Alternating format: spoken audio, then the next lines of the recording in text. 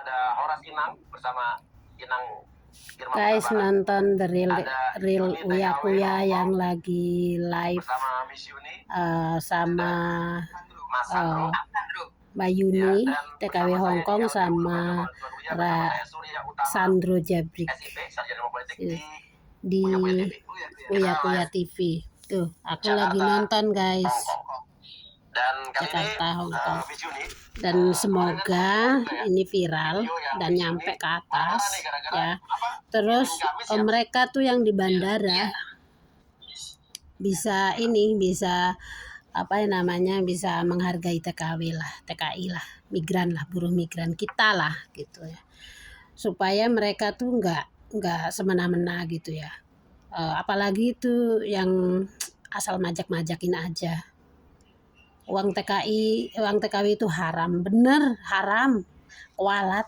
Yang iniin uang TKW itu kualat beneran, itu bener. Tuh, apalagi yang makan pajak, semua tuh pajak tuh, kalau yang makan pajak itu, yang menyalahgunakan uang pajak itu haram, kualat, masuk neraka. Nerakanya itu nggak nunggu orangnya mati, di dunia juga udah masuk neraka tuh.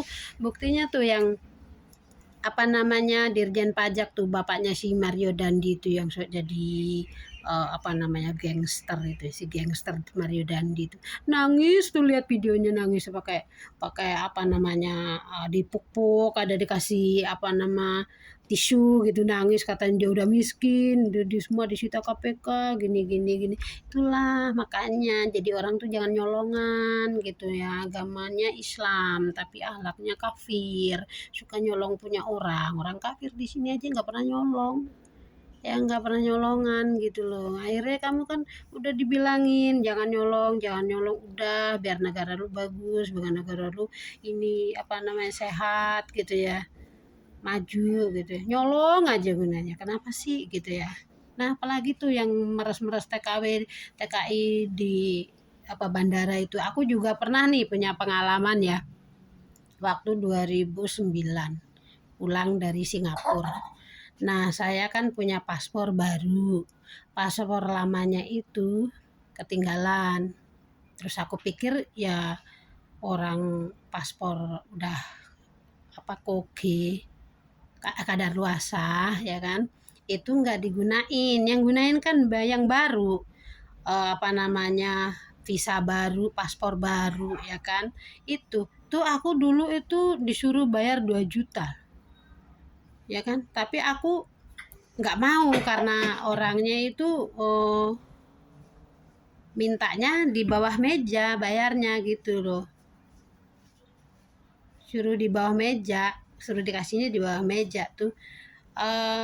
Kayaknya bermarga deh itu ya, bermarga lah pokoknya orang itu, ada namanya di situ marga apa gitu, tapi aku nggak mau sebutin lah.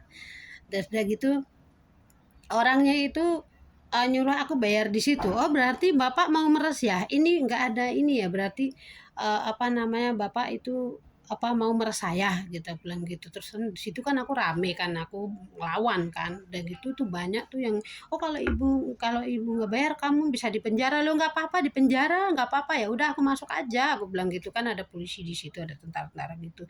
Terus dia bilang gini, lah iya dia suruh aku bayar pak, saya nggak melakukan kesalahan loh pak, saya dokumen ada, paspor ada, visa ada, saya KTP Singapura juga ada, semua ada. Sampai aku telepon majikanku Singapura loh dulu, majikanku Singapura marah-marah sama dia. Akhirnya aku bisa bebas tanpa bayar 2 juta itu tadi ya kan. Terus apa namanya, aku naik bis, kan dulu kan diarahin tuh bis khusus TKW gitu kan. Di counter itu aku udah bayar, bu nanti aku bayar lagi nggak, ini enggak sampai rumah, ini tiketnya nanti kalau suruh bayar kasih tahu nih tiketnya, kamu udah bayar lunas gitu. Nah aku dulu turun di Bekasi, dia jemput adik aku. Nah aku itu tuh diputerin dari di bandara sampai Bekasi kan berapa jam sih, waktu itu juga udah malam kan, nggak macet-macet amat gitu ya. Itu tuh sampai pagi nggak tahu diputer-puter kemana ya kan, padahal aku berangkat tuh jam 7 malam, naik bis itu udah jam 7 malam. Terus udah gitu berangkatlah kita jam 7, eh, di jalan, di tengah jalan, "Ibu, Mbak turunnya di mana?" Terus udah gitu banyak ada yang dilecehin di situ. Ada yang digeraya-gerayangin gitu, ada yang dirayu-rayu gitu, ada gitu. Cuman aku waktu itu apa namanya nggak sampai begitu. Aku kalau yang udah mau turun gitu dipindah ke depan. Nah, di situ tuh momennya dia minta eh, uang bensin, dia bilang gitu. Terus aku bilang, lah Pak saya ini udah bayar, lah ini udah bayar udah semuanya, udah nggak ada bayar apa-apa lagi kok masih suruh bayar lagi. Terus aku tuh dikata-katain sama dia, katanya begitulah kalau orang orang Batak, dibilang dikirain aku orang Batak, gitulah orang Batak katanya, nggak punya hati, nggak punya ini, kan kita nganterin juga jauh-jauh Bu, ini apa namanya eh pakai bensin juga. Emang ini apa namanya mobil nggak pakai bensin.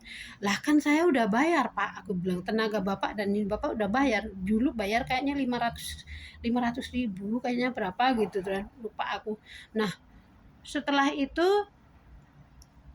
orang itu nggak aku kasih uang kayaknya 30 ribu deh, dilempar loh uangnya, dilempar uang 30 ribu, makan apa dapat apa gitu. Oh ya udah kalau nggak mau, aku diturunin di jalan.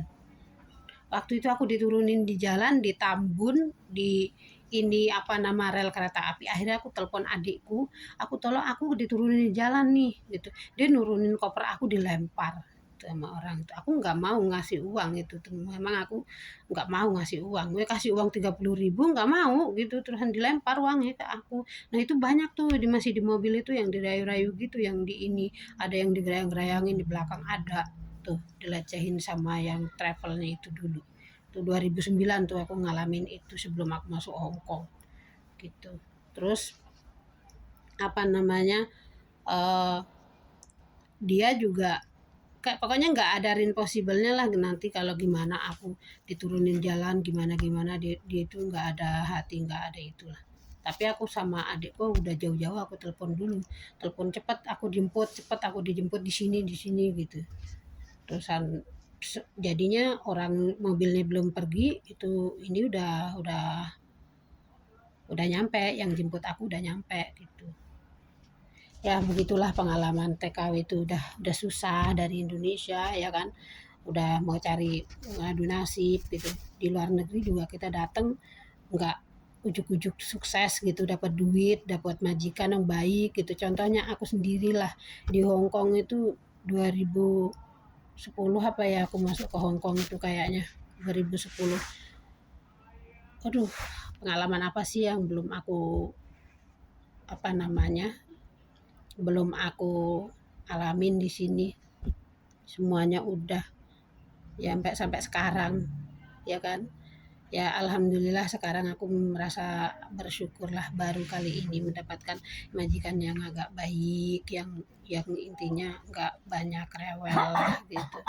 Semua udah dialamin, udah gitu pulang juga masih merasa tekanan dari keluarga, kadang kadang anak, kadang pasangan gitu ya. Masih banyak rintangan kita, itu belum nanti mau pulang aja ketar-ketir, nanti ini di bandara gimana gimana gitu.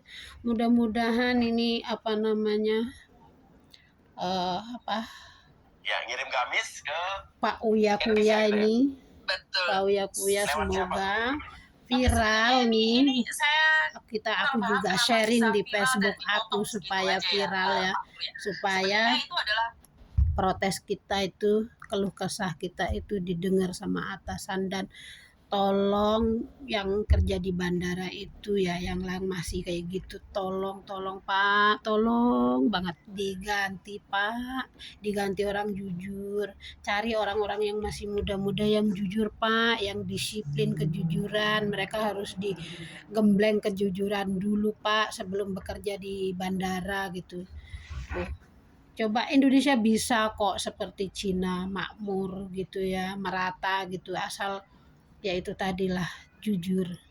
Satu kalau jujur itu tuh pasti bisa merubah segalanya ya kan. Semoga channel ini YouTube yang Pak Uya Kuya yang kali ini, semoga untuk TKW semoga adalah apa namanya sambung suara nyampe sampai ke atas, dan nggak hanya nyampe dan didengar, tapi disidak dilakukan perubahan gitulah. Makasih, semoga Pak Jokowi dengar, semoga Pak Jokowi merespon. Dia aku rasain, semoga merespon dan sidak ke bandara, dan bisa teman-teman aku dan teman-teman bisa pulang tuh di negara sendiri tuh nggak kayak pulang di kandang macan gitu. Bawa apa-apa dipajekin ini itu gitu. Semoga ada perubahannya negaraku. Amin.